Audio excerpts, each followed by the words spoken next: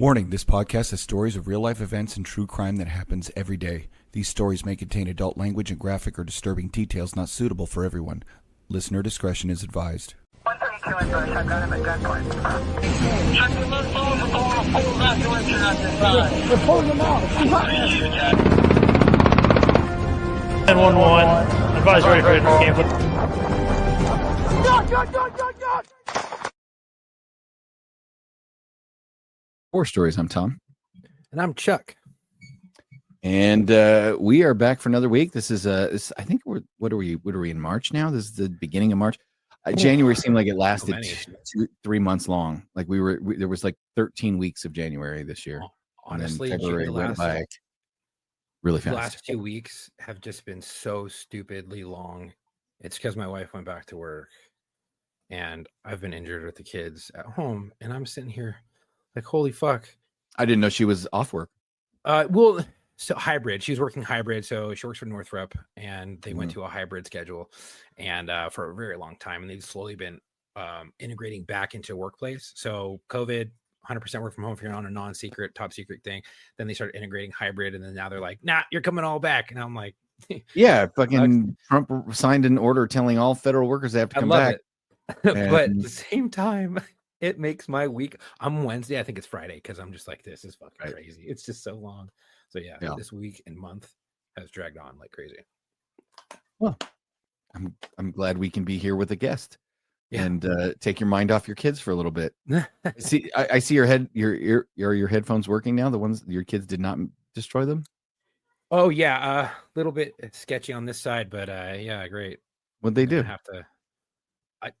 My youngest apparently got up on my mic stand and started, because they're braided, started undoing the braids. Oh, so I don't know how hard she pulled on one of the cords, and I'm hoping she didn't halfway decapitate it. So maybe it's just a little bit of backfeed. But I'm telling you, you know why God invented mothers is so that fathers don't drown their children. Yeah.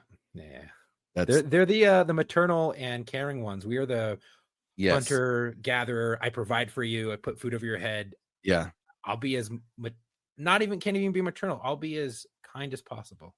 Yep. Empathetic as possible. Yep. But that's not a lot. No, it's difficult. I'll teach you how to swallow a bag of concrete and harden up. Yeah. I'll teach you how to hurt someone. Yeah, that too. And then so our guest this week. Yeah, definitely. Let's talk about our guest this week, because we got to get him in here. He's a SWAT sergeant, went to Colorado Tech University. He's an experienced police officer with demonstrated history of working in the law enforcement industry, skilled in law enforcement, project coordination, training, and SWAT. Hey guys. That's see, and then he's just got his little fitness hoodie on, and he's like, "What's up?" Right? That's how we all are, right? We're like, we get home, we turn it all off. We try to turn it all off, and we just relax. And at work, we're, ninjas and secret squirrels and hard chargers. And at home, we're dad and the lawnmower and the help pick up after dinner guy. And yeah. Can I ask you boys one thing real quick? It's been on my mind for a while. Uh-oh. Because you just brought it up. You just said, we try to turn it off at the door when we come in Sure. at home. But when we go to work, they're like, hey, it's the same thing. Turn that shit off. Turn your emotions off. You're here at work. Be present at work. The only thing, one track mind is what you're doing right here. But in reality, I think that could also be detrimental, because now you're trying to, I get the whole sentiment and not bringing emotions to work, but sometimes it's going to bleed over. And, what is your guys' take on that? You mean not bringing emotions to work, or not bringing work home? Both. Because you're going to have bleed over on both. And it's so hard to just turn it off. And the more you turn it, I feel like the more. Well, let's throw it over to Dustin. What are your thoughts? Because I've been thinking about that a lot lately. Well, I don't think I don't think you can. You're only human, and humans are emotional beings. So being able to turn it off or turn it on, I don't think it's a realistic thing that you can do. And maybe you can compartmentalize, turn it down. Yeah, but I don't think turning it off completely is possible. Right. And the reason why I bring it up is because I just learned this. I'm in therapy, and go figure. And I learned that it's okay to feel your feelings and allow that shit to feel it. Allow yourself to feel it, but don't allow it to control you. That way you can move through it. And I feel like when I first came on law enforcement in the military, hey, leave that shit out the door. And I'm like, got it. And I tried so hard, and I feel like it just allowed everything to kind of build up over time, and then it just had a more of a negative effect than anything. And what I would like to say to younger generation of coppers, and I think you're probably on the same field, Dustin, is feel it, but don't let it control you at work because you have a fucking job to do. But know that they are there, and if you need to talk to someone, fucking talk to someone to get that shit under control while you are at work. Yeah, I would say that's correct, but I think you have to do a certain amount of compartmentalization while you're at work, because Yeah, I get that. having the emotions at work can get you killed. It can compromise your judgment. It can compromise your thinking. But if you're that I don't bad, know. shouldn't you be in the field at the same time if you're dealing with something that strong? So that's a really good point that you make, and that we're going to have a pretty good conversation today, because I'm recently being medically retired because I was involved in 3 different shootings, and I never dealt with any of my emotions. And after a while, you don't have the ability to deal with anything anymore, because that PTSD, just your capacity overflows your cup, and it doesn't matter what's going on. It's too much. And I got diagnosed with severe PTSD, and the doctor said, "You're done." So I am medically retired as of this month, which is a change from Yeah, it is. Chuck, I'm medically retired, and Chuck is going through it. This So Yeah. well, so let's start. Let's rough. back It's not up. fun. Let's back up then and talk about how you Okay. got into. We don't want to start at the end. Let's start at the beginning. How did you get into this career? So I was one of those kids growing up. My old man was in the U.S. Forest Service, and he was one of the federal SWAT guys when growing weed was illegal on federal land. And, Right. right. So he got to be on a regional team and travel all around the Pacific Northwest and take down these pot farms. And I grew up just watching it. Oregon, Northern California. From Oregon. That's exactly where I'm from. Yep. Mm-hmm. And Nice. it's the only thing I've ever wanted to do. The Emerald Triangle. Yeah, exactly. Yeah. Yeah. So the moment I graduated high school, well, I'm 18 years old, so I can't be the police yet. So I joined the military. Well, As many do, right? Right. Yes. I got out, I got my bachelor's degree. I started working my way, and I ended up getting hired on into an agency in Southern Colorado. Nice. So how old were you when you got hired on? I was older after I went through the military, and I got out of school. I think I was 31. Okay. And what branch of the service were you in? Yeah, I was in the Air Force. Okay. Oh, nice, And what nice. did you do in the Air Force? Was it something law enforcement related? Were you security forces or okay? Yes. Yeah. So you were preparing Oh, man. for your law enforcement career through a career in the military. Exactly. Sure. Yeah.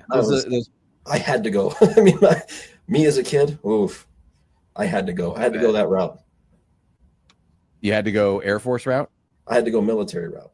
I didn't know got it. anything about the military, other than the 4 stereotypes that people who don't know anything about the military believe.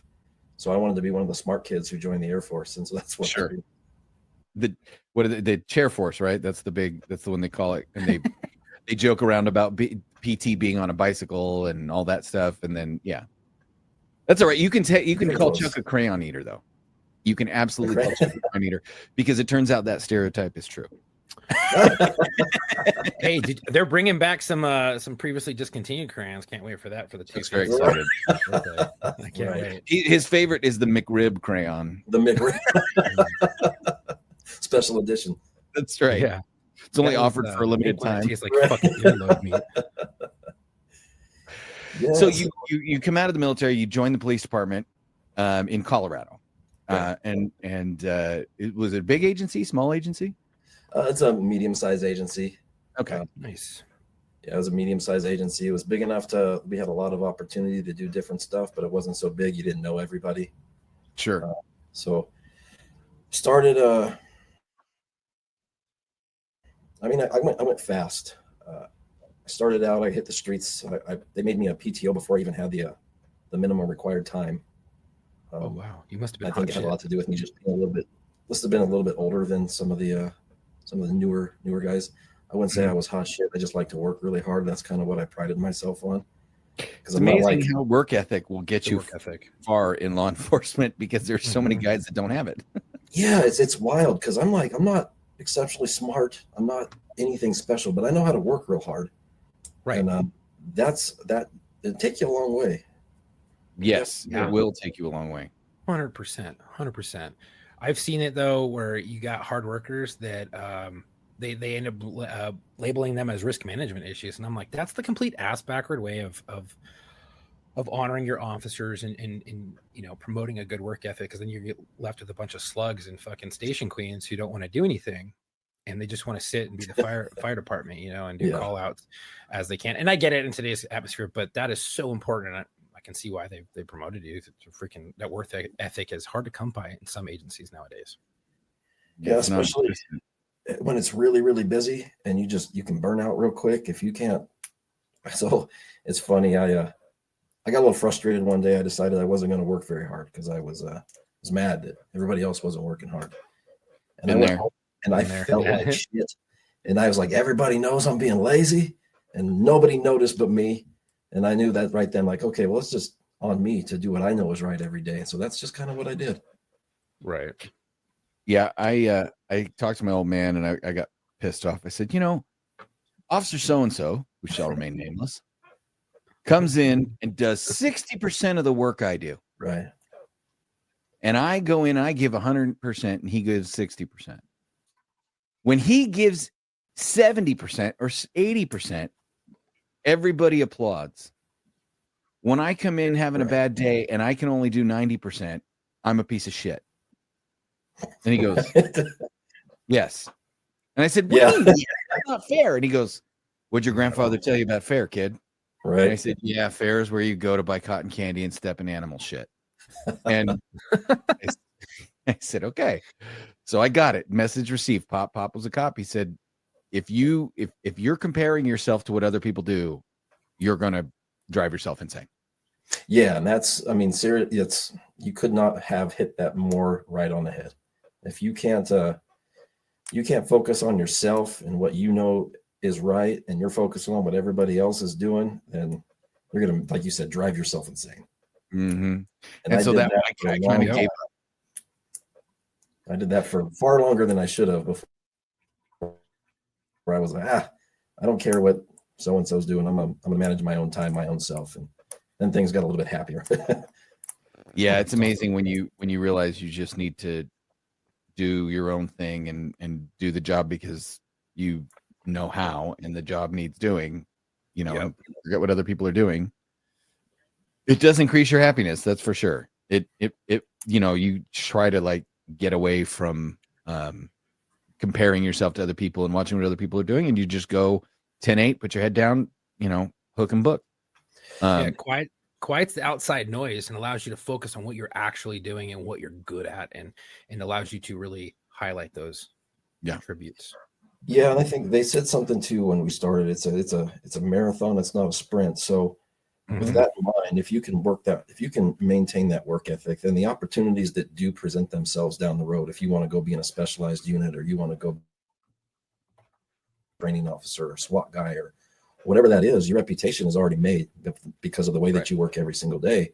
Correct. And they already know you for being a solid dude or a solid officer or whatever it is.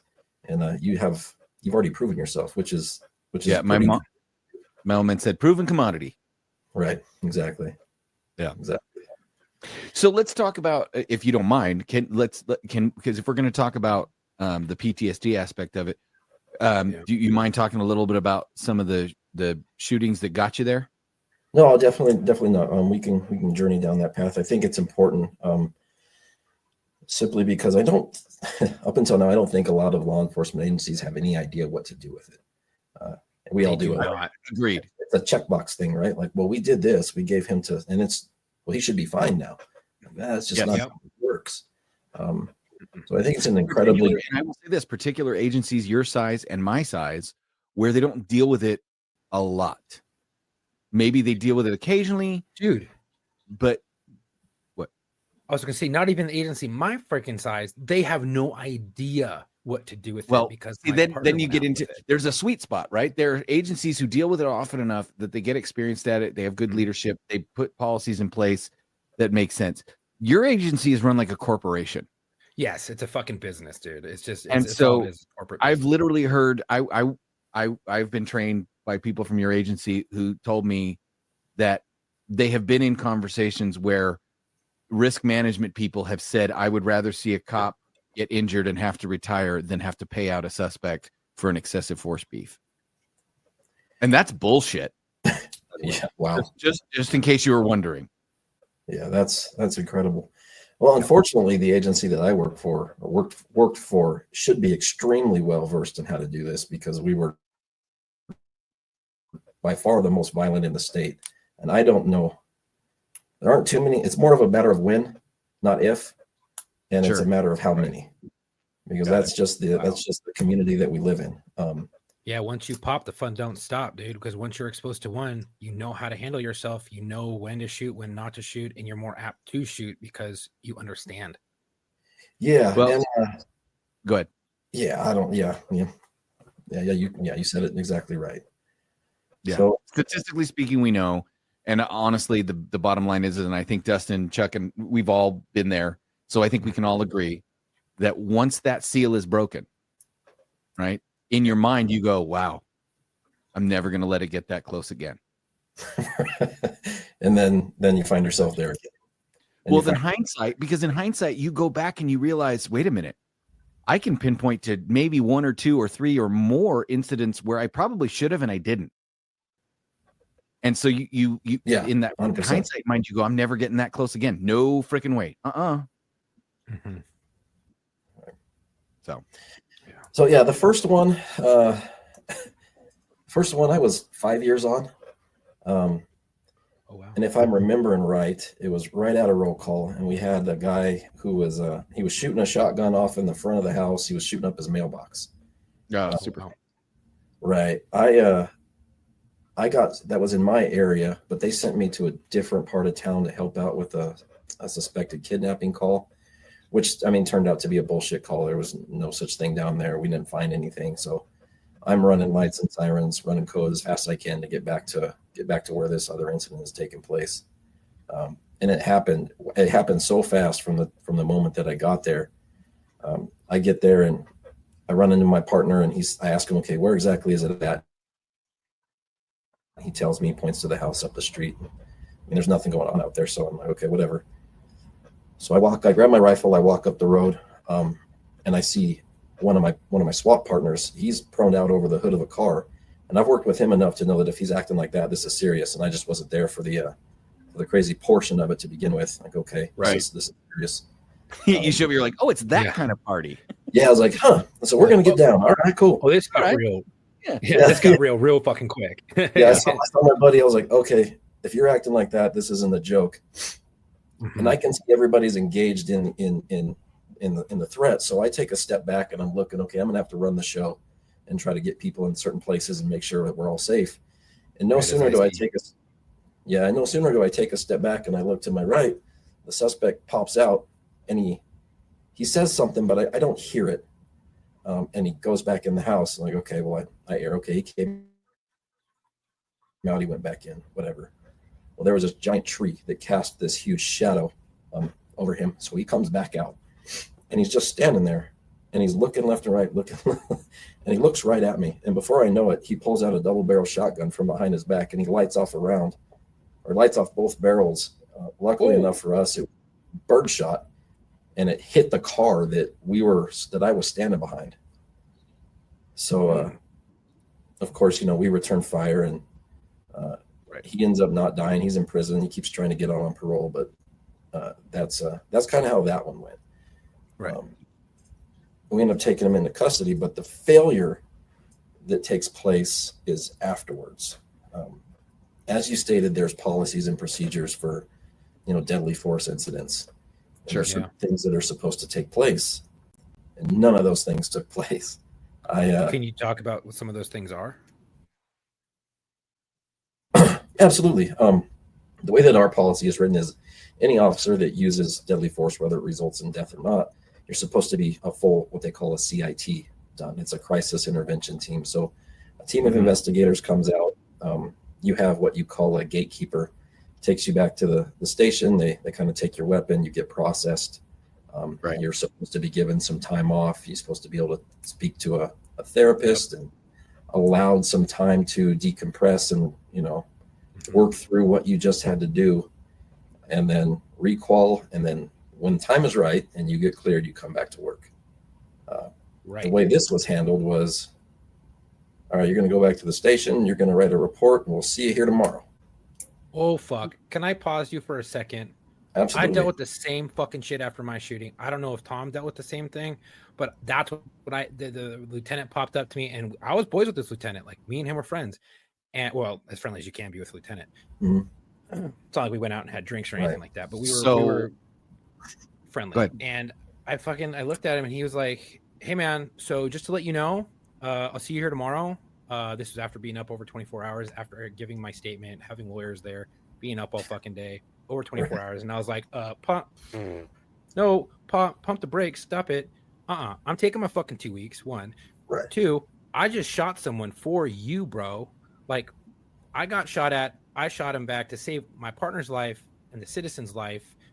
What the fuck? No. And honestly, everybody there who was at the incident should at least have a few days off to decompress what they were just involved in, what they just witnessed, what just happened to them. And from everybody that was involved, because I spoke up and I said the fucking right shit, because I knew about it, because my best friend had been involved in one of the other former host of the show, John, who's my fucking best friend, like brother to me. He was involved in a shooting. He had already spoke to me about it, and we had kind of talked and shit like that. So I had kind of knew like the aspects, like the route to follow. And I spoke up and I was like, dude, no fucking way. There's no way I'm mentally ready to come back tomorrow. Plus, I haven't even spoke to the shrink yet. No fucking way. And everybody else needs to speak to that shrink, and everybody else should have at least a few days off.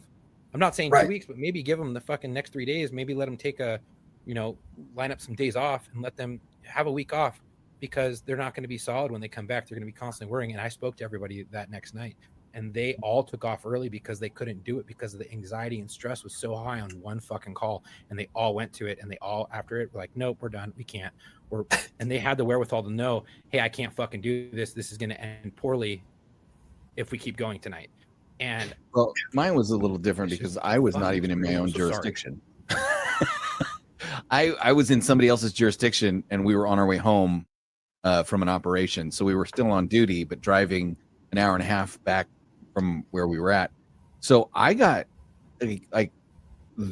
pulled in like an everyday suspect and put in an interrogation room and sat down and all that stuff. But they treated me with respect, like a cop. They had my rep there. They did all that. I will tell you, the agency that handled the investigation portion of it, because it wasn't my agency, was nails. It was fine. They were great, but there was other shit that we weren't aware of. They were like, oh, hey, so you knew about what? What did you know ahead of time? I'm like, we didn't know shit. This guy just opened fire on us. And they're like, oh, time out. We didn't know you didn't know what was going on. We thought you were there on purpose. You were there on, so we went through that whole rigmarole. Took like 13 hours to get it squared away. And then we drove home in the dead of night after being up for 24 hours, like Chuck said. But I will tell you, the moment I went, was when I called my agency and I spoke to the lieutenant, acting chief at the time. And I told him, I said, we just got in a shooting. And he goes, okay, are you good? And I said, and I'm young. I'm 3 years on the job. And I'm like, yeah, I think so. I'm fucking solid, bro. I'm good. Right. Yeah. And he goes, okay, do you need anything? Do you need a rep or anything? I'm like, I got my partners here. So no. It was the same like, way, okay, dude. see you when you get home. And then they said, take a couple of days off, go to the shrink, come back to work. And that was it. Days, right? That was the end of it. Yeah. Yeah. And I was dispatched back to that same house the following day on my next shift, which was what the fuck? So you actually showed back up to work? Yeah, they said come back. I wrote my report. I went home when my shift was over, and I came back to work the next day. Went to roll call. Was dispatched back. Oh my god! To that same fucking house, brother. And, I'm so sorry you went. The partner that Well, I'm standing in front of this house and my hand's shaking because I mean, fuck, I'm God. like, you have 5 years on. I don't know what's going on. I'm trying to be one of the boys, one of the tough guys, right? And Yeah. clearly not. And my partner, he saw me. He's like, "Go stand over here," and he kind of pushed me over to the street, the sidewalk next to the driveway. And so that's how the first one went down. And I can talk about my symptoms and all the things if you'd like from there, and we can kind of show you how it progressed and it got worse as time went on. So I didn't go see anybody. I didn't talk to nobody. I went to my family doctor and told him what was going on. They're like, "Oh, you've got anxiety." I'm like, well, yeah, no shit, right? No fucking shit. Right. So they put me on some very light anti-anxiety meds, and then here we are rolling. I'm just cruising along back to work. Can I say one thing? Yeah, definitely. Before you keep going, from what I have understood and in research through anxiety and what it does to the brain, and I could be fucking wrong, but from the research that I have done, anxiety chemically disrupts your brain after a prolonged period of time of constant anxiety and constant stress. It can actually change the neural pathways in your brain and restructure your brain and cause you to fucking have things that you've never had before. And it's all neurological up in your noggin. And so a prolonged period of stress and anxiety that never gets dealt with is very dangerous. Well, we're gonna get into into So let's jump into that. So I'm sorry. No, I said if we're gonna get into it, let's jump into it.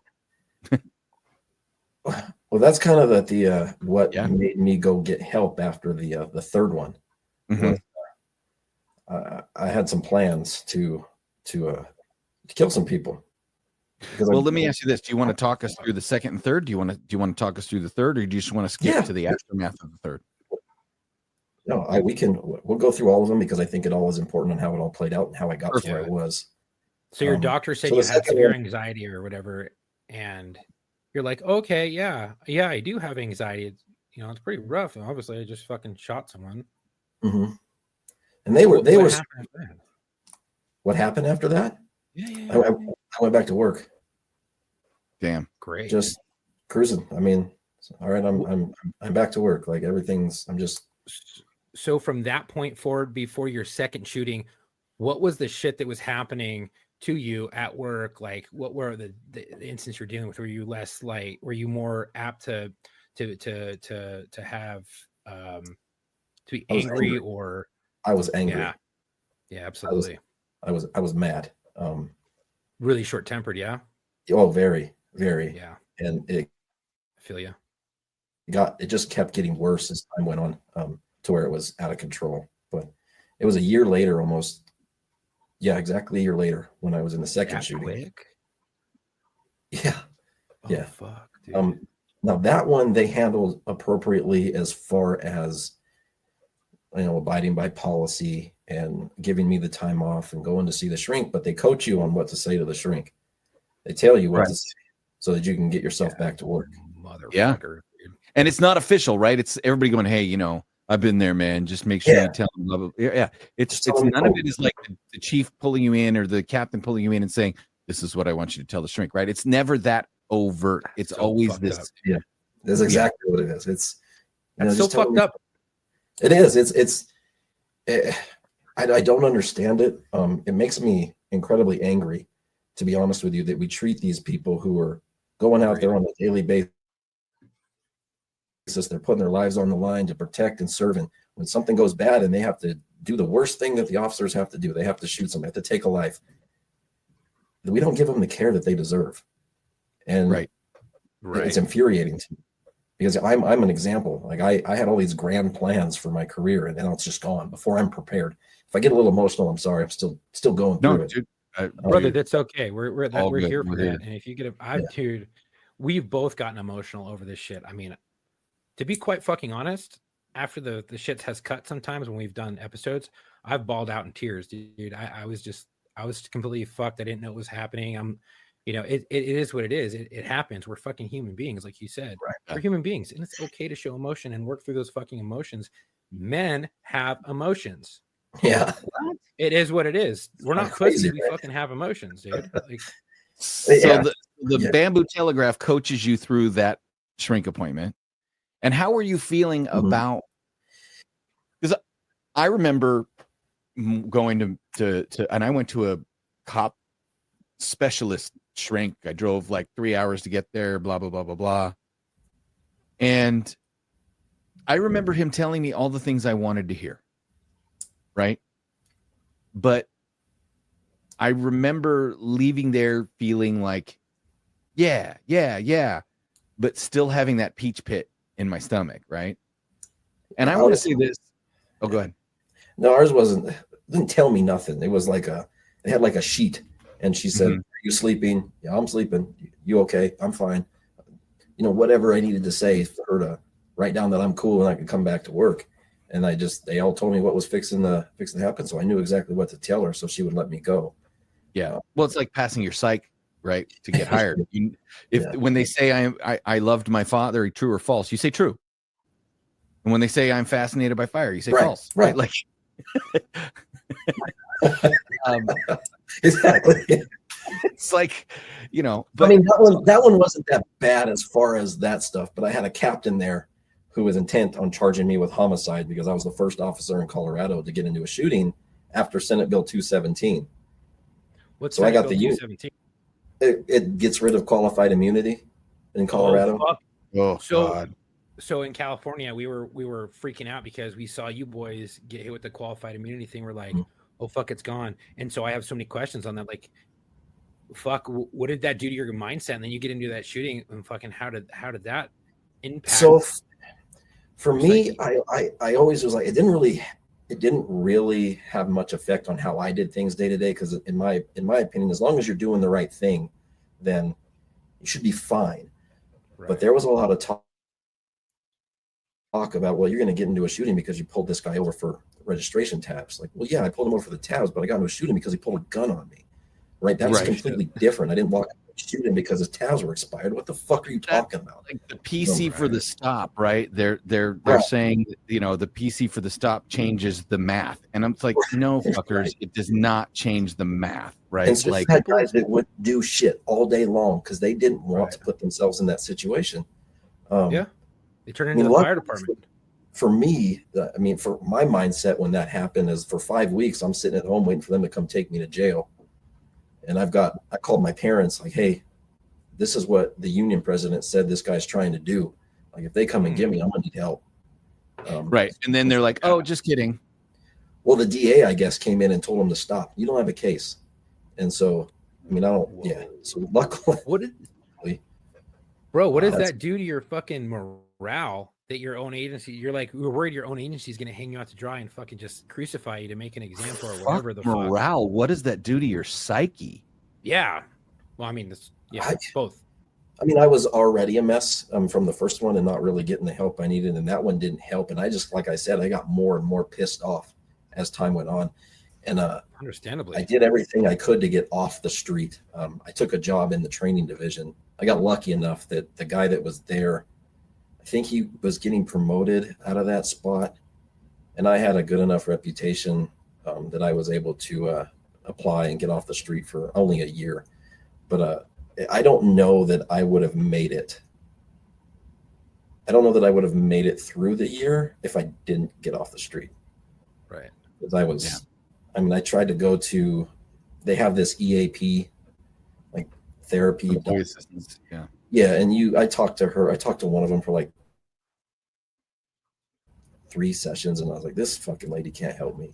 Like, we didn't do anything for the 3 sessions. I was like, oh, well, I guess this is just how I am now. There's no help for me. I tried. That's right. So I'm sorry, brother. That sucks, dude. But the sad thing is particularly with this agency, my story isn't unique. No, it's not. That's the fucked up part. Right. And there needs to be more conversation and more light needs to be shined on this issue because we're going to lose outstanding cops all the time because of this exact thing. And I'm curious to see with the new political administration if there's any movement on this. I don't know. Right. I don't know. And ineptitude of agencies just fucking breeds incompetence and fucking bullshit, and it all flows downhill, and it fucks the officers at the bottom doing the fucking Lord's work, and Yeah, there's so much I could fucking say on that. I'm just gonna bite my So tongue. now you get in your third one. Oh, yeah. Right. So the third one, that's the roughest one for me. I'll do my best to get through this because now I'm a sergeant. I'm a sergeant. Okay. I'm on a SWAT. So when I was in that training position, the reason I left is I got promoted. I got promoted before I was even 8 years on the department. And I'm sure that time in the training, you started feeling better, and you're like, "Fuck yeah, I can make sergeant. It'll be easier. I'll be less hands on. I'll be able to fucking garner my guys and tell them, hey, this is what we got to do, and kind of sit back and watch and be the IC." I'm sure that didn't work out the way that you thought it was. No, I was never going to be the sit back type. I spent more time on the street running calls with them and getting into more shit than I probably had no business doing because I'm the sergeant, but I don't know another way to be the police. I'm going to do it this way. So your goon side was coming out. Y'all straight goon side, bro. I'm original OG 4 green goon. That's the way we used to classify ourselves. So yeah, I get up. So we now I'm the sergeant. There's a call. Guy's got guns. He's outside his girlfriend's house. He says, call the cops or I'm gonna start shooting. So we sit back and I show up on scene and everything. I start making a plan about how we're going to approach this and get eyes on. And one of my snipers is there and he's been in several shootings himself. So the easy answer is to make him lethal, right? Because I know that he can do it. He has all the skills. I was on sniper team with him and I'm going to send him around the corner. He's going to be the lethal guy. So before I can finish setting solid tactical plan. Right. Before I can finish giving everybody exactly what they're going to do, bad guy, he starts approaching neighbors' houses. Now he's going to start shooting up the neighborhood. So I tell him, I said, I was like, let's roll. So we roll around the corner and we end up shooting him. And because he puts weapons in our direction and we kind of don't have a choice. The hard part for me on this one is I'm standing there and I know that I just put this guy. It's all right, man. All right, brother. I know I just put this guy in a position to take somebody's life. And I still have a lot of guilt because there ain't no reason why I couldn't have done it myself. I feel bad for telling him to do it when I could have done it myself. It wasn't my job, but I know that was the right thing to do. But I still have, I've been in shootings. He's been in shootings. Now I'm making him do it again. And that was a struggle. But I'll say this, Dustin, he signed up for it too. Yeah, he did. And he's a fucking outstanding guy. Right. And your tactical plan is sound. And you cannot break yourself over, number one, the fact that bad guys are going to do bad guy shit, right? Action beats reaction. Yeah. And I know you know all this stuff, but I'm going to say it for the guys that are listening to this that are kind of feeling what you're feeling. Bad guys are going to do bad guy shit. Everything we do, we don't execute people. We don't go proactively and murk people, right? As much as we would like to. I lobbied. I said, can we have roadside executions with watch commander approval? I pointed a gun at a dude one time and he goes, fucking kill me. And I looked at the sergeant and I said, is that consent? Right. That would stop so much shit in his tracks. Correct. That did. Honestly, I swear to God, the guy had a baseball bat. I pointed my gun at him and he goes, fucking kill me then. And I out loud looked at the sergeant. I said, Sarge, is that consent? And the guy's eyes went this fucking big and see him doing the math in his mind. Wait, did I just fucking consent? Hold on. Let me rethink this. Right. Honestly, I wish you could pop a warning shot off and be like, hey, he said it. I just want to scare the fuck out of him. And he's like, okay, but no. Right. I mean, warning shots. I need you to understand what you're signing up for, homie. But the thing is like we talk about this for the military guys as well. When we talk about, people going through shit when they deploy, nobody that joined the military, well, not nobody, most people that joined the military joined up to go get in some shit. And if you send them to do some shit, we don't have the draft. Anybody that's in the military signed up. Yeah. And I guarantee you 80% of them are like, fuck yeah, here I am, Lord, send me. Right. Yeah. Mm-hmm. The difference, I think, and people forget about this, right? You can serve in the military, deploy overseas, and get in a gun battle and murk 3 or 4 people. You can murk more people than you can count. Like you can smoke a bunch of people and it's You'll never see them. You never know who they are. Right? I mean, like they're at a distance, right? Right. When police officers shoot somebody, first of all, they're not shooting an enemy combatant. They're shooting an American citizen. It gets personal. Right. Typically, right? Or they're shooting somebody who's right. They're shooting a member of their own country, and they're doing it up close and personal. Yeah. This is not happening in a vacuum. This is not happening at a distance. This is not happening building to building in combat over a war zone. This is happening because you are like, dude, I just want you to put these handcuffs on and get in the fucking car. I don't want to do this, man. Like, this sucks. Don't make me do it. Yeah. Right. And so they do bad guy shit. They force your hand. We react. We don't execute people. We kill people that need killing, right? That ask for it, right? Fuck around and find out. That's our motto. Right. And then your boy, Yeah, he's one of those 80%, man. He signed up. And here's the thing. If I was your boy and you got into shit without me, war, you're taking that guy with you. Yeah, and I would be kicking my own ass for not standing right fucking next to you and putting rounds down range to keep you safe.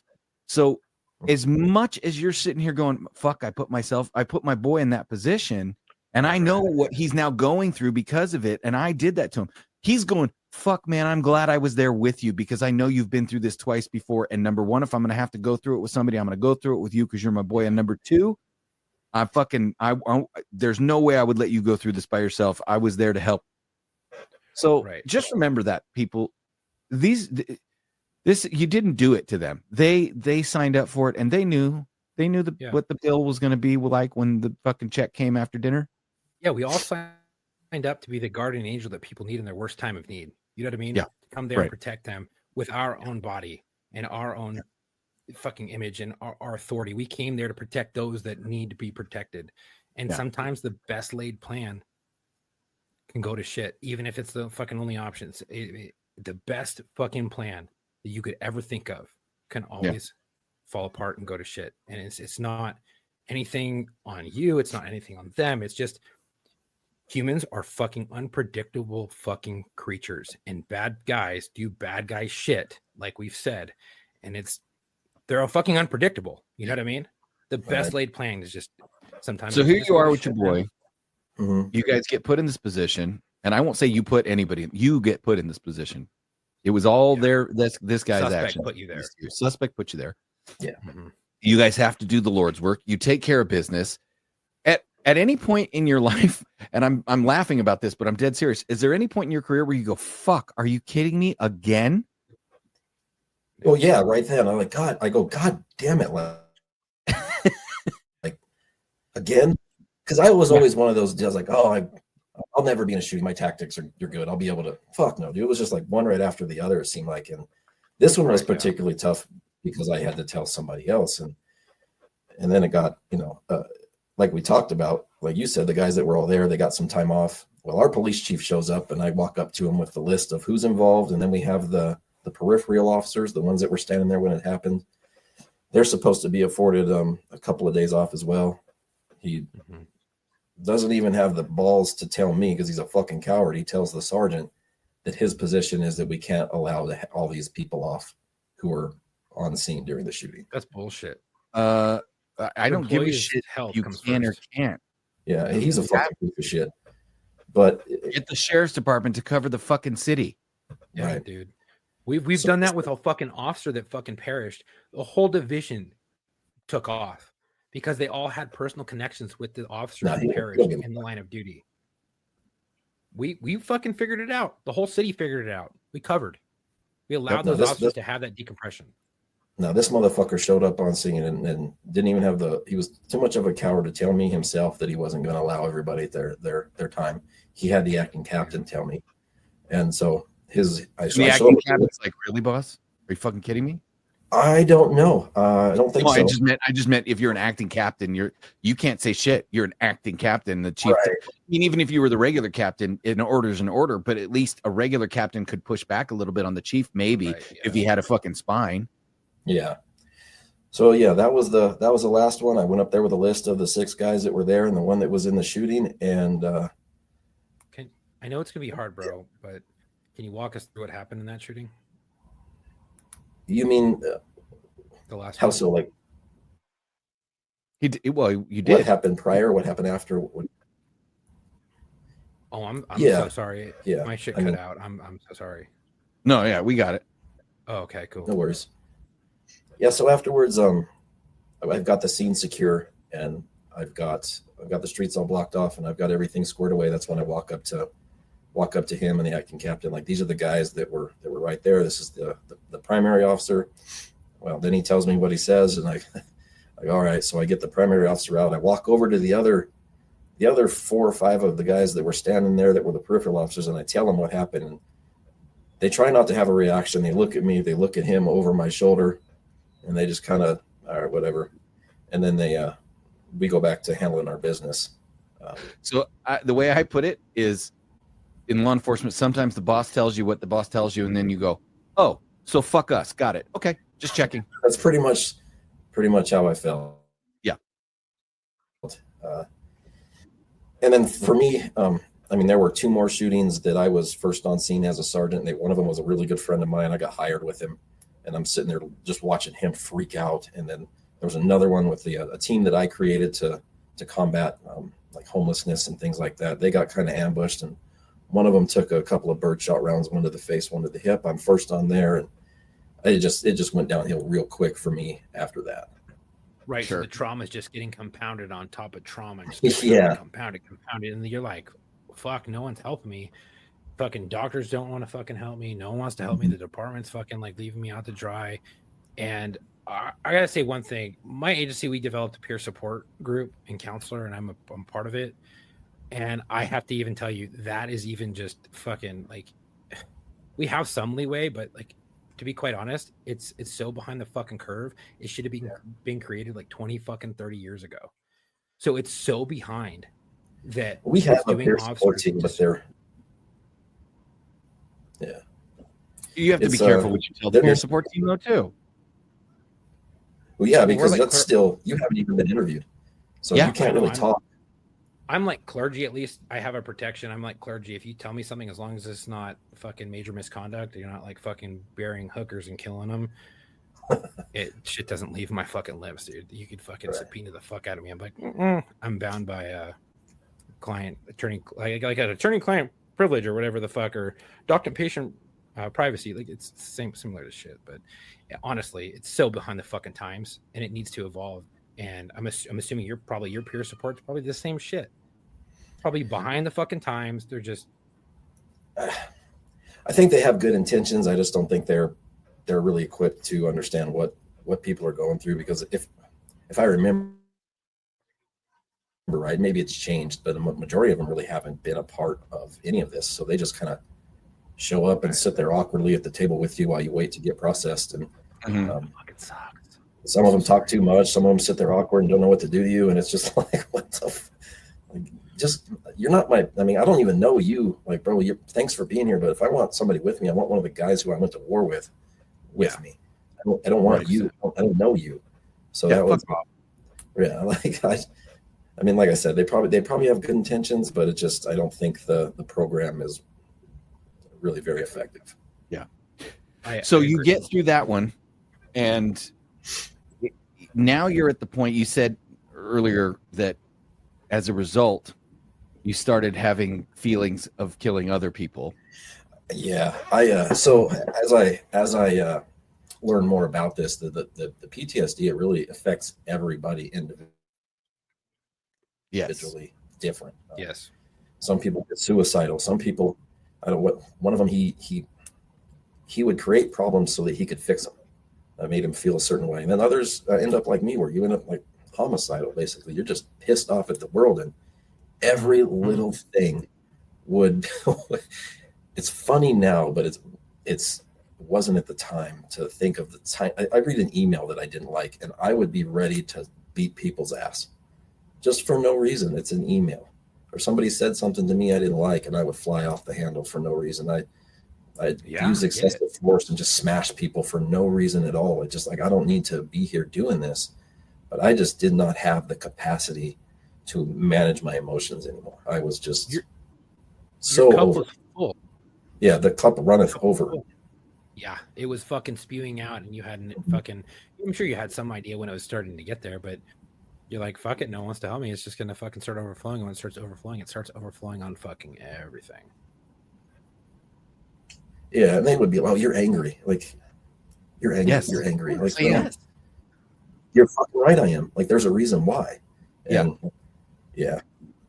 So it got to a point where there were a few people, and I mentioned one of them, that I had a plan. And I remember the day I was sitting there. I said, I signed up to possibly give my life for the betterment of other people, and I feel like if these people were gone, everybody's life would be better. And I just did what I signed up to do. And I've never been a religious person up until this point, but something stopped me that day. And I went and I got help, and I went through 6, 7, 8 months of EMDR, and it just turned my whole life around. What's EMDR? How was that for you? You don't know EMDR?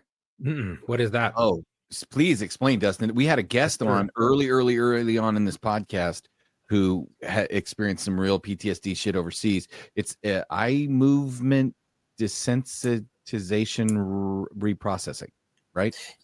Yeah. So the way what I did is she would give me these little paddles, and they would vibrate, back and forth in your hand, and you would go back into the memory of whatever incident that you are having issues with, and you would just go through it just over and over and over and over until you can, really process all of your emotions. And it took, and I remember the day, that last one was the toughest. And I always thought that I didn't really have issues from the other one up until now, because I just never dealt with it. But I remember the day that I had a breakthrough on that third one. It literally felt like 1,000 pounds being lifted off of my shoulders. It was just, I felt amazing. It was like, holy crap. Like, where did I was sitting there in the chair, and I remember I dropped them. I go, holy shit. Like, it surprised me because it just felt so good. I watched it all just like wash off of me. It was amazing. Wow. I mean, I've heard stories about EMDR being highly, highly effective. That's powerful, dude. And I mean, I'll tell anybody suffering with PTSD, if I was back, if this was 10 years ago when I was going through retirement, I would have tried anything, and I would have definitely tried EMDR. I didn't even know what it was until I already been retired 5 years, and I was 5 or 6 years doing an episode of the show at John's house, and a friend of his came in and talked about it, and he was talking about how life-changing it was.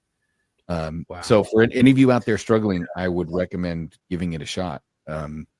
Because if Justin's telling you it works, and I don't know if I should say this. He's been on the show. If Jeremiah says it works, like, then go for it. So you going through the MDR and going through all that, what was the because I know for me what the linchpin was. I hit the year mark, and in my state, in California, you have a year to get back. And if you hit that year and you're not ready to get back, the department has one of two options. They can extend you and put you on light duty, or they can do whatever they need to do to keep you on the books and let you heal. Mm-hmm. Or they have the option to say, well, fuck him. Then he's got to put in for retirement because we're not going to keep him past a year. We're only obligated to keep his job for him a year. We've hit that year. We're not keeping his job for him. So at that point, your only choice is to put in for medical retirement. Right. So actually, for you? I went back to work. I went back to work for 3 weeks because my whole goal was I wanted to go back. Right. Understandable. Now things started to occur that I couldn't pull my gun out of my holster. I was terrified. I was terrified to go to calls. I was terrified to. I remember my hand just shaking, and it wasn't even a lethal force call. It was just a regular it was like a traffic accident, I think. And I'm standing there, and I'm so overwhelmed, and my hand is shaking, and I knew right then I'm going to get myself or somebody else killed because I no longer have the capacity to pull with my gun out and engage in lethal force. It's just, if that presents itself, I can tell by the way I'm feeling now, I'm not going to be able to do it. I'm going to be scared about what the department's going to do to me because of what they've done so far. I'm going to be terrified of what my emotions are going to look like afterwards because I've done all this work to get to here. I don't think I can do this, and I don't want to cost any of my brothers or sisters their life because I'm not right. Right. So yeah, I went back to the treatment that I was receiving and kind of told her what was happening. She just said, "You're done, man." Yeah, you're done. It's similar. Yeah. I went to my doc. Yep.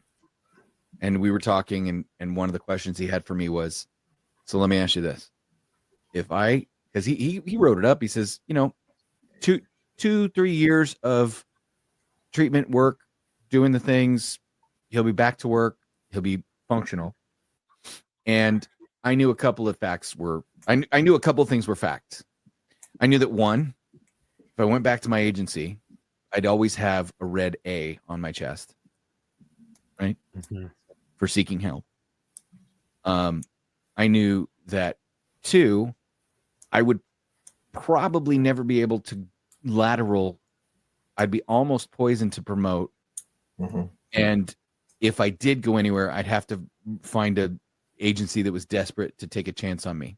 Right. Yeah. And there was not a really good path forward. Right. And he told me, he says, this is what I think. I think you can do the job again. I just think it's going to take a little time. And I said, okay, great. How much? And he told me, and I said, well, I doubt my agency is going to give me that much time. He goes, I have another question for you though, before I say that. And I said, what? And he goes, is this whole thing going to go through your mind again?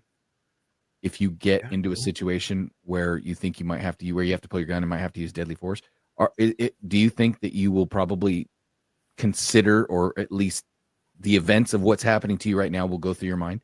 I said, oh, fucking absolutely. There's no way it can't 100%. Not go through my mind. Yeah. He goes, then you can't, he says, then you can't ever work for that agency again. Yeah. I said, what do you mean? He goes, well, I'll sign off that you can be a cop again, but there is no world in which you can successfully psychologically work for that agency again because of the amount of betrayal. Because they tried to tell me it wasn't work related. They tried to, there was dude, it was crazy. I had supervisors that wrote glowing commendations in my jacket, tell me what a piece of shit I was. I had a guy, I introduced this dude to his wife, and he told me we were never friends and that I was faking it. That's such bullshit. That's that fucking machismo I've fucking heard that too, attitude, bro. I'm faking it. I'm faking this. I was back there. Yeah, I was back there earlier this week because my sergeant partner, I just love him to death, and I wanted to surprise him. So I go back to the department. He tells me, like, yeah, man, some of these I've heard there's telling, because we eat our own, right? That's of course we do. You explain it, and they got guys that are talking culture, dude. I'm faking it, and it's like I don't think so, man. Not fucking faking it. Yeah, this is what I wanted to happen. Right. This was my grand plan all along. My career. Yeah. It's almost like they're like, oh, you're not faking it. What you want me to do? Eat my fucking gun? Like, is that proof enough for you motherfuckers? Yeah. Like, it angers me to such a fucking end because it's happened to my partner, and it kind of happened to me. Like, when after my shooting, I was out for 3 fucking weeks. The shrink wouldn't release me. Yeah. Even when I got released back to work, she wouldn't release me to field duty. She fucking said, no. But it's a no fucking win, dude. Because the people no win. You get labeled as a fucking people that say you're faking it. If you come back to work and you go to work a shift with them, they're going to talk shit about you behind your back and say you need to be on the rubber gun squad. Right? Fucking, like, fuck you guys, right? I'll tell you this. This is how bad it got. This is how contentious it got at my agency. I received the report from the investigator, right? I received the report from the investigator who went out and interviewed everybody involved in this shit. Mm-hmm. And in it, people that I considered my friends completely fucking made statements that backstabbed me. I was never a very good cop. I this or that. Like, it was like I was a piece of shit. Yeah. And these are people I'd been to the lake with and been on their boats with. And one guy, I talked him through his divorce. And when his daughter had been sexually victimized by his ex-wife's new husband. And like, I was there, like, these are friends of mine. And they're shit talking me in this report. Right. So of course this was, Facebook's a thing, right? So all I posted was, people better be careful what they say, because you never know when the person they're talking shit about is going to get to read it. Right. I fucking shit you not.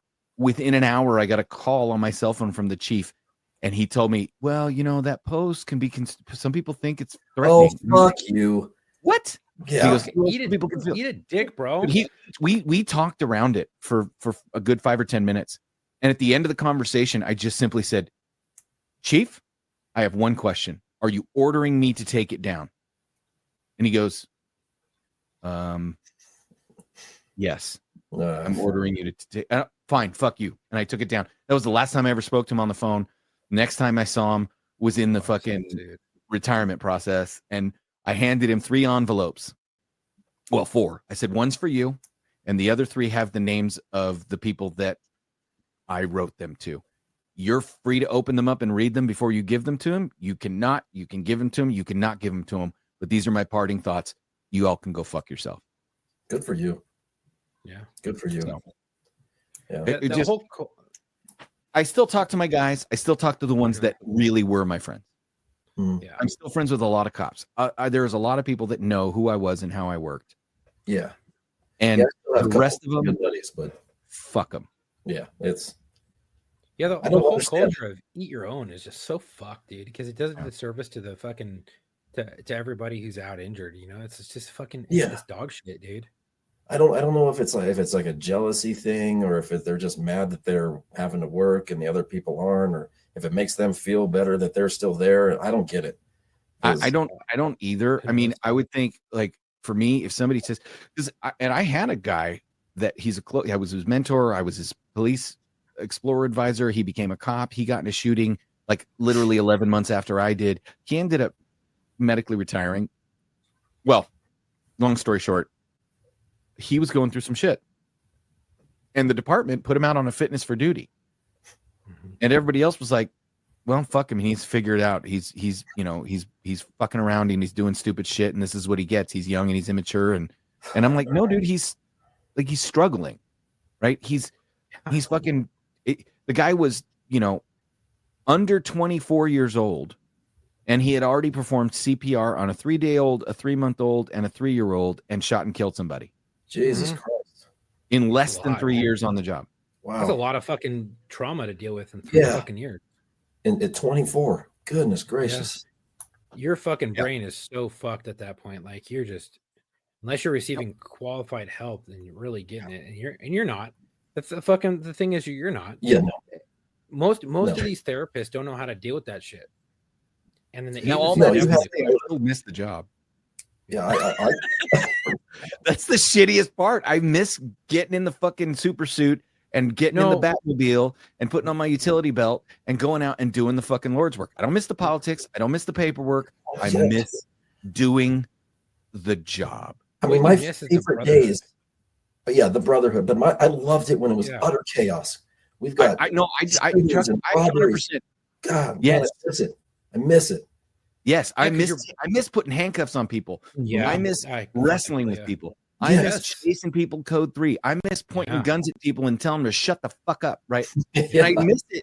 I miss it not in that like power trippy way, because I was never a power trippy cop. I was always the cop you wanted to get, right?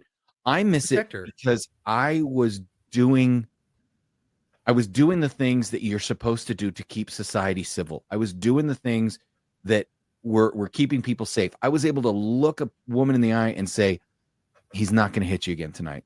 And if you, guardian, bro. Yeah. So, anyway, well, that's been a very, very tough, probably one of the hardest things I've ever done in my life, if not the hardest thing I've ever done in my life, is I think grieving the loss of the career before I was ready. I mean, I always associated like the gym with work, because you got a SWAT guy. We're the only ones that have a PT test. So I'm in there and it's work focused. And man, for like months after I knew this was over. I'm in the gym working out and I'm fucking crying. I have to leave because I'm embarrassed that I'm having this emotional breakdown because this is just what I associated with the job. It's gotten better now, but yeah, man, I mean, the amount of time that I spent just working through the emotions of it being gone is, God, it's months and months and months. But yeah, God, I mean, I definitely miss. Yeah. Wow. Definitely miss it. Well, Yeah, for Dustin, sure. I am in the same boat with you, and I know Chuck is. We're pulling up to the dock, and Chuck's standing there on the dock with his luggage because he's. How far are you away from turning in your shit? Couple months, dude. Yeah. I'm just waiting on the doctor's shit to come through, and then to the board, and then to have my board meeting, which is already tentatively set. So once that happens, it's like 2, maybe 3 months to just fucking done. It's just, and it sucks too because the fucking your own department who you give a fuck about and you really care. I mean, you don't really care about the fucking people in the ivory tower, but you give a fuck about the people on the ground, your brothers and your sisters, and you care about helping other people that they can't help. And that's, I think, the hardest fucking part. And like you said, grieving the 100%. fucking loss before it even fucking happens, that's the hardest part. Yeah, I'm right there with you, dude. I'm at the very fucking tail end of it, and it's probably the hardest thing I've ever had to do. And what kicks you in the dick the most is wanting to go back and having days where you're like, I'm fucking golden, dude. I feel like I can get back there. And the next day you get kicked in the fucking dick and you're like, the fuck you are. Right. You feel like you're on the fucking ground and you're like, fuck, dude, someone help me. And you're just, I have so literally had defeating. dreams post-retirement. I've had dreams where I find myself back at the station suiting up again after all the shit I've been through and being like, being nervous and being like, I'm so excited to get to do this one more time. Yeah. But what is everybody going to say? How are people going to treat me? And then, like, I'm processing all those emotions of wanting to still do the job, but having people treat me like dog shit when I was a fucking leper, bro. Help. Yeah. So, well, Dustin, we appreciate you sharing all that shit with us. It's. I mean, I think this stuff is hard to talk about, but it's important to talk about. Yeah, absolutely. I mean, that's why I wanted to do it. It's kind of that redheaded stepchild. Nobody likes to address it because it's tough. But I mean, anybody who's been through any of this, just like you guys and me, it's important that we do talk about it so that there is somebody out there struggling. Yeah, man, you're not alone, man. And I don't know why it's so hard for people to bring up. I don't know if it makes because they think that they're going to be looked at. Well, they probably will be looked at like they're weak or whatever the case may be. But 100%. I mean, at the end of the day, you got to take care of yourself because, I mean, my agency. The job doesn't love you. No, they don't love you back. Your agency doesn't love you. You're a fucking number, dude. 100. Don't love anything that doesn't love you back. And couldn't have said it better myself. I'm going to tell you right now, if you don't have your eyes on life outside of law enforcement, when you inevitably lose your career, whether it's by your own choice or by somebody else's, you will have nothing. The best way I can describe it is like a toxic ex. Yeah. At one point, you guys loved each other. And there are times during your fights where they love you. But then there are times where they fucking beat you down to a fucking bloody pulp and you have nowhere else to go. And you're like, what the fuck? And then they're like, oh, but I still love you. And you're like, okay, come back to it. It's just a toxic it's a toxic environment. It's a toxic relationship. And not every agency is like that. There are a lot of really good agencies, but the ones that put the politicking and shit before the officers are the ones that are having this biggest issue. And it's just a fucking toxic environment. I think it comes down to people. It comes down to leadership. If you have the right leaders in place, it is 100% leadership. 100%. Yeah, I get it. Yeah, man. Well, so just as we close up, we always give our guests a chance to dedicate their episode to someone. Do you have a dedication, or would you like us to provide? I mean, I think I just dedicated to all the. I mean, I dedicate it to everybody, man. All the men and women that are still going out there every single day and strapping on their boots and putting on their vest, and they're, like you said, doing the Lord's work, man. I couldn't be more thankful and proud of each and every one of you. Like I said, I miss the job. I wish I could still be out there doing it. I just can't. But I'm happy you guys are. Yeah. Well, and if you're okay with me, also piggybacking on that and providing a dedication of my own, would that be okay? Absolutely. Awesome, Absolutely. So I'm also going to dedicate this episode to Jesus Vargas. He's a deputy sheriff. He was shot and killed while serving a warrant at Stella Link Road, north of Interstate 610 in Houston at 11:30 a.m. When Deputy Vargas and his partner approached the subject, the suspect fired at deputies from his vehicle. Deputy Vargas was transported to Ben Taub Hospital, where he succumbed to his wounds. The suspect, who is a repeat violent offender, fled the scene when a U.S. Marshal Service canine located the suspect hiding in a dumpster. The suspect fired multiple shots at the canine. A responding officer returned fire, killing the suspect. The canine suffered 2 bullet wounds in the neck and nose and is in stable condition. Deputy Vargas has served with the Brazoria County Sheriff's Office for 17 years. He also served with the U.S. States Marshal's Gulf Coast Violent Offenders Task Force. He is survived by his wife and 3 children. He was 41. His tour was 17 years. Cause of death was gunfire. Well, rest easy, brother. We got it from here. Yeah, much love, brother. Yeah. You know, some episodes I get done with and I feel uplifted. Some episodes I get done with and I want to drink. You guys which one is it? There's a drinking one, dude. Sorry, man. No. Here's the thing. The more we talk about it, the more we put this shit out there, the more we get it out in the open, the better it is for the guys that are coming up or that are still out there to have a chance. Right. Yeah. If they're listening to this, if somebody's listening to this and their partner's going through some shit, they can share it with them and be like, just listen to it, dude. Just listen to it. Yeah. Yeah. And if one fucking career or one life or one psyche or one marriage is saved by any of our episodes, it's worth it. Oh, 100%. And that's my goal. If I can just help, they can hear my story and it somehow benefits one person. Man, I feel like it was worth getting out here and kind of bearing my soul to, you know, all the people out there who are going to, because that's not my nature. I like to stay pretty quiet. I mean, yeah, it's not, like I said, it's not my nature to put myself out there like this, but it's well, we'd like to invite you back to talk about some fun stories. We want to talk to you about your career and all the cool shit you did too. So yeah, definitely.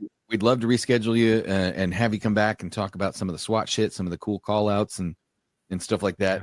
And be like, this is a palate cleanser, right? Now we'll have another episode where we'll have the steak and potatoes where we get the fun stuff. Yeah, for sure, man. Whenever you guys want me, I'm definitely down to come back and talk some more for sure. Awesome. 100%.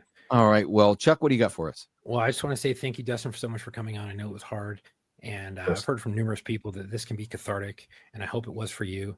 Definitely. And for anybody listening that's in a command staff position, give a fuck about your backbone of your agency. Care about the fucking people that are working for you that make the fucking shit fucking go. Okay. Yeah. They are people. They're not just numbers. Give a fuck about your employees. Employee wellness is paramount to keep them doing what they're doing and doing the Lord's work, especially in tough times like these. And I want to say thank you, everybody, for today, for tuning in. If you enjoyed today's episode, make sure to follow us on Instagram at war_stories_official and our Facebook at War Stories Podcast. If you're already following us, we'd really appreciate if you would could share a post and spread the word.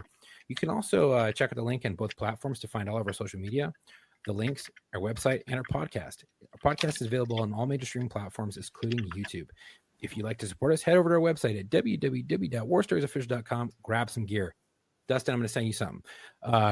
Do you have a story to tell? Do you know someone who does? We're always looking for law enforcement, corrections officers, dispatchers, firefighters, medics, and veterans, but also not limited to those ER nurses and ER doctors. You guys have some crazy fucking stories, drilling IOs and the people that are assholes, fighting suspects. We get it. We want to hear them. So please message us. If you're interested, email us at booking.warstories@gmail.com. You can also talk to our producer at linkedin.com, War Stories Podcast. That's probably a better spot. And if you email me at booking, I am going to forward you to Dylan, our producer, because he's going to get you guys fucking booked for everything. We'd love to hear you, and we love to hear your stories. If you know someone who would be a great fit, please send them our way. Also, check out the link. Check us out on TikTok, www.tiktok.com, War Stories Locker Room. You could reach our producer there, as well as our LinkedIn. I'm going to give that LinkedIn one more time because it's very fucking important. LinkedIn.com, War Stories Podcast. Thank you for all the support. Stay safe out there. And remember to join us on Locker Room Live.